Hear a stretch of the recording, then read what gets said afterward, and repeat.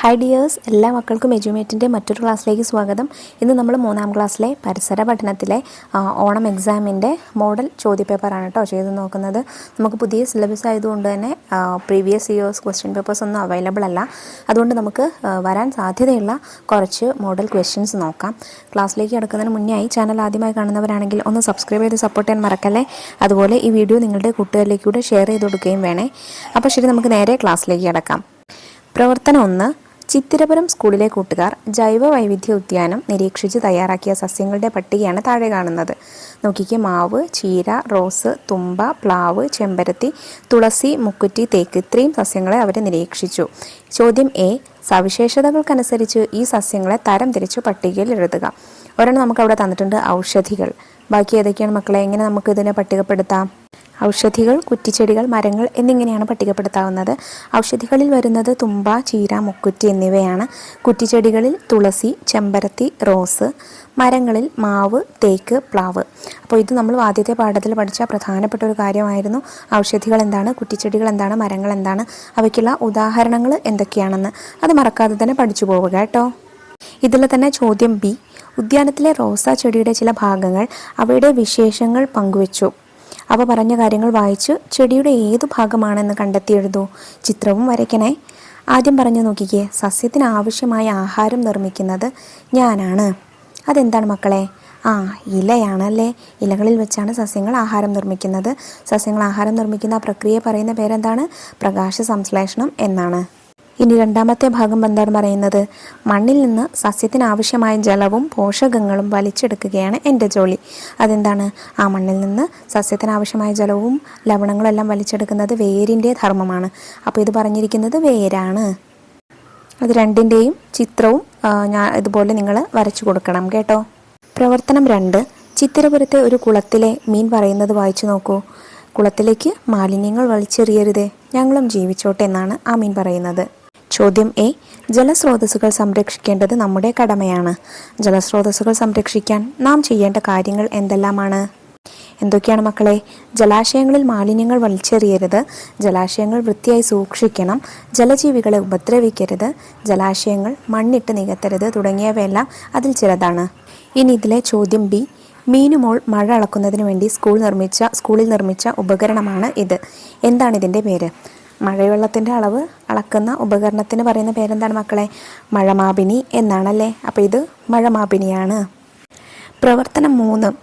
അനുവും കൂട്ടുകാരും ജലം ശുദ്ധീകരിക്കാനുള്ള ലളിതമായ മാർഗം തയ്യാറാക്കിയത് നോക്കൂ.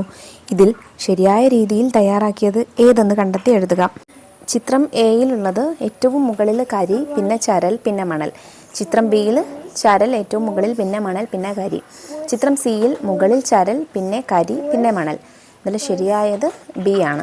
ആദ്യം ചരൽ, പിന്നെ മണൽ, പിന്നെ കരി എന്നുള്ളതാണ് ശരിയായ ലളിതമായ മാർഗ്ഗം, ജലശുദ്ധീകരണത്തിനുള്ള ലളിതമായ മാർഗം എന്ന് പറയുന്നത്. ഇനി ഇതിലെ ബി ചോദ്യം നോക്കൂ. കിണറുകളിലെ വെള്ളം തെളിഞ്ഞ വെള്ളമാവുന്നത് എങ്ങനെയാണ്? ഉത്തരം: മഴവെള്ളം മണ്ണിലൂടെ താഴേക്ക് അരിച്ചിറങ്ങി ഉറവയായി കിണറ്റിലും മറ്റ് ജലസ്രോതസ്സിലും എത്തുന്നു. ഇങ്ങനെ അരിച്ചിറങ്ങുമ്പോഴാണ് വെള്ളം തെളിഞ്ഞു വരുന്നത്. ഇനി പ്രവർത്തനം 4.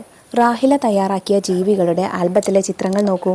എന്തൊക്കെയുണ്ട് മക്കളെ? ആനയുണ്ട്, പാമ്പ്, പൂച്ച, ഒച്ച്, കാക്ക, കഴുത, പരുന്ത്, ആമ, കുറുക്കൻ, തത്ത, തേരട്ട തുടങ്ങിയിട്ടുള്ള ജീവികളെല്ലാം ഉണ്ടല്ലേ. ഇനി ചോദ്യം എന്താണ്? ചോദ്യം എ. സഞ്ചാര രീതി അനുസരിച്ച് ഈ ജീവികളെ തരം തിരിച്ച് പട്ടികയിൽ എഴുതുന്നു. ഒരെണ്ണം നമുക്കവിടെ തന്നിട്ടുണ്ട്, പറക്കുന്നവ എന്നല്ലേ. അപ്പോൾ ബാക്കി 2 കോളങ്ങൾ ഏതാണെന്ന് പൂരിപ്പിക്കുകയും വേണം. അതിലുള്ള ജീവികളുടെ ഉദാഹരണങ്ങൾ എഴുതുകയും വേണം. നമുക്ക് എങ്ങനെ എഴുതാം? ആദ്യം നടക്കുന്നവ ഏതൊക്കെയാണ്? ആന, പൂച്ച, കഴുത, കുറുക്കൻ. പറക്കുന്നവ കാക്ക, പരുന്ത്, തത്ത, തുമ്പി. ഇഴയുന്നവ പാമ്പ്, ഒച്ച്, ആമ, തേരട്ട. ഇനി ഇതിലെ ചോദ്യം ബി. ജീവികളുടെ ശാരീരിക പ്രത്യേകതകളെക്കുറിച്ച് റഹീമും റാഹിലയും ചോദിക്കുന്ന ചോദ്യങ്ങൾക്ക് ഉത്തരം നൽകാമോ? റഹീം ചോദിക്കുന്നത് നോക്കൂ. ശരീരത്തിലെ വരകൾ കൊണ്ട് തിരിച്ചറിയാവുന്ന ഒരു ജീവിയുടെ പേര് പറയാമോ? ഏതാണ് മക്കളെ? സീബ്രയാണല്ലേ. സീബ്രയുടെ വരകൾ കൊണ്ടല്ലേ നമ്മൾ തിരിച്ചറിയുന്നത്. ഇനി റാഹില പറയുന്നതോ? ചില ജീവികളുടെ പ്രത്യേകത കുളമ്പുകളാണ്. കുളമ്പുള്ള ഒരു ജീവിയുടെ പേര് പറയൂ. കുതിരയാണ് കുളമ്പുള്ള ജീവിക്ക് ഉദാഹരണം. ഇനി അടുത്ത പ്രവർത്തനം 5. എബിമോൻ പരിസര പഠന പുസ്തകത്തിൽ വരച്ച ചിത്രശലഭത്തിന്റെ ചിത്രം നോക്കൂ. ചിത്രത്തിലെ പൂമ്പാറ്റയ്ക്ക് നിറം നൽകൂ. ഇങ്ങനെ ഒരു ചോദ്യം വന്നാൽ നിങ്ങൾ മനോഹരമായി അതിന് നിറം നൽകണേ. ചോദ്യം ബി. പൂമ്പാറ്റയുടെ ജീവിതചക്രത്തിലെ 4 ഘട്ടങ്ങളും എബിമോൻ പുസ്തകത്തിൽ വരച്ചിട്ടുണ്ട്. ചിത്രങ്ങൾ നിരീക്ഷിച്ച് ഘട്ടങ്ങൾ എഴുതി ചേർക്കൂ. ആദ്യത്തേത് മുട്ടയാണ്, രണ്ടാമത്തേത് ലാർവയാണ്, മൂന്നാമത്തേത് പ്യൂപ്പയാണ്, നാലാമത്തേത് ചിത്രശലഭം അഥവാ പൂമ്പാറ്റയാണ്. ഇനി ഇതിലെ ചോദ്യം സി. നിങ്ങളുടെ വീട്ടിലെ പൂന്തോട്ടത്തിലും പൂമ്പാറ്റകൾ വന്നെത്താറില്ലേ? നിങ്ങൾക്കറിയാവുന്ന ഏതെങ്കിലും 2 ഇനം പൂമ്പാറ്റകളുടെ പേരുകൾ എഴുതൂ. നമ്മൾ ഒരുപാട് പൂമ്പാറ്റകളുടെ പേരുകൾ പഠിച്ചിട്ടുണ്ട് അല്ലേ? അതിൽ ഏതെഴുതിയാലും കുഴപ്പമില്ല. ഞാൻ എഴുതിയത് നോക്കൂ. നാട്ടുകോമാളി, ചക്കരശലഭം. ചോദ്യം ഡി. ചിത്രത്തിൽ കാണുന്ന സസ്യങ്ങളുടെ പ്രത്യേകത താഴെ പറയുന്നവയിൽ ഏതാണ്? 2 ചിത്രങ്ങളാണ് തന്നിട്ടുള്ളത്. 1 അരളി, 2 കൃഷ്ണകിരീടം. പ്രത്യേകതകൾ ഏതൊക്കെയാണ്? നമ്മുടെ പ്രദേശത്ത് കണ്ടുവരാത്ത സസ്യങ്ങൾ, 2 പൂക്കൾ ഉണ്ടാകാത്ത സസ്യങ്ങൾ, 3 പൂമ്പാറ്റകളെ ആകർഷിക്കുന്ന സസ്യങ്ങൾ, 4 വള്ളികളായി പടരുന്ന സസ്യങ്ങൾ. ഇതിന് ഉത്തരം എന്താണ്? 3 സി ആണ്. പൂമ്പാറ്റകളെ ആകർഷിക്കുന്ന സസ്യങ്ങളാണ് ഇവ രണ്ടും. ഇനി പ്രവർത്തനം 6. ഇവിടെ സിംഹം പറയുന്നത് നോക്കിക്കേ. ഹോ, വിശന്നിട്ട് വയ്യ, ഒരു മാനിനെ കിട്ടിയിരുന്നെങ്കിൽ വയറ് നിറയ്ക്കാമായിരുന്നു. സിംഹം പറയുന്നത് വായിച്ചല്ലോ. ചോദ്യം എ. ജീവികളുടെ ആഹാര രീതി ഓർമ്മയില്ലേ? ആഹാര രീതി അനുസരിച്ച് താഴെ പറയുന്ന ജീവികളെ തരം തിരിച്ചെഴുതൂ. പുലി, പശു, കുറുക്കൻ, ജിറാഫ്, കോഴി, ചെന്നായ, താറാവ്, ഉറുമ്പ്, മാൻ, കാക്ക, കുതിര, സിംഹം എന്നീ ജീവികളുടെ പേരുകളാണ് നമുക്ക് തന്നിട്ടുള്ളത്. ആഹാര രീതി അനുസരിച്ച് ജീവികളെ എങ്ങനെയെല്ലാമാണ് തരം തിരിക്കാറുള്ളത് മക്കളെ? സസ്യാഹാരികൾ, മാംസാഹാരികൾ, മിശ്രാഹാരികൾ എന്ന് 3 രീതിയിലാണല്ലേ. ഇതിൽ സസ്യാഹാരികൾ എന്ന് പറഞ്ഞാൽ സസ്യം മാത്രം, പുല്ല് സസ്യം മാത്രം ആഹാരമാക്കുന്നവയാണ്. അതിനുദാഹരണമാണ് പശു, കുതിര, ജിറാഫ്, മാൻ തുടങ്ങിയവ. ഇനി മാംസാഹാരികൾ എന്ന് പറഞ്ഞാൽ മാംസം, ഇറച്ചി ആഹാരമാക്കുന്ന ജീവികളാണ്. ഉദാഹരണം പുലി, ചെന്നായ, സിംഹം, കുറുക്കൻ. മിശ്രാഹാരികൾ എന്ന് പറഞ്ഞാൽ സസ്യാഹാരവും അതുപോലെ തന്നെ മാംസാഹാരവും കഴിക്കുന്ന ജീവികളാണ്. കാക്ക, കോഴി, താറാവ്, ഉറുമ്പ് തുടങ്ങിയവയെല്ലാം മിശ്രാഹാരികൾക്ക് ഉദാഹരണങ്ങളാണ്. ചോദ്യം ബി. താഴെ പറയുന്ന ജീവികളെ നിങ്ങൾക്ക് പരിചിതമാണ്. ഈ ജീവികളുടെ ശാരീരിക പ്രത്യേകതകൾ എന്തെല്ലാമാണ്? ഏതൊക്കെയാണ് ജീവികൾ മക്കളെ? താറാവും അതുപോലെ പരുന്തുമാണല്ലേ. താറാവിൻ്റെ പ്രത്യേകതകൾ എന്തൊക്കെയാണ്? എണ്ണമയമുള്ള തൂവലുകളാണ്, തുഴ പോലുള്ള കാലുകളാണ്, പരന്ന ചുണ്ടുകളാണ്. ഇനി രണ്ടാമത്തേത് പരുന്താണ്. പരുന്തിൻ്റെ പ്രത്യേകതകൾ എന്തെല്ലാമാണ്? വിസ്താരവും ശക്തിയുള്ളതുമായ ചിറകുകളാണ്, മികച്ച കാഴ്ചശക്തിയാണ്, വളഞ്ഞുകൂർത്ത നഖങ്ങളും ചുണ്ടുകളുമാണ് പരുന്തിനുള്ളത്.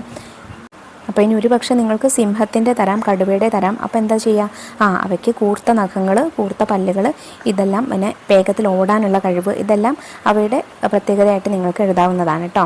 അങ്ങനെ തരികയാണെങ്കിൽ അപ്പോൾ ഓരോ ജീവികൾക്കും അവയുടെ ആഹാര രീതിക്ക് അനുസരിച്ചുള്ള പ്രത്യേകതകൾ ശാരീരികമായിട്ടുണ്ട്.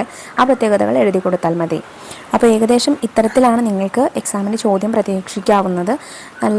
നല്ലതുപോലെ എന്ത് ചെയ്യുക? പഠിച്ചു പോവുക. പാഠങ്ങൾ 3 എണ്ണമാണുള്ളത്. ആ 3 പാഠവും പഠിച്ചു പോവുക. നമ്മളുടെ ചാനലിൽ നമ്മൾ ഓൾറെഡി വീഡിയോസ് 3 പാഠത്തിൻ്റെ വീഡിയോസ് ഡീറ്റെയിൽഡ് ആയിട്ട് അപ്ലോഡ് ചെയ്തിട്ടുണ്ട്. ആ ക്ലാസ് കേട്ട് നോക്കുക. കേട്ട ശേഷം മനസ്സിലാക്കിയിട്ട് പഠിച്ചു പോവുക കേട്ടോ.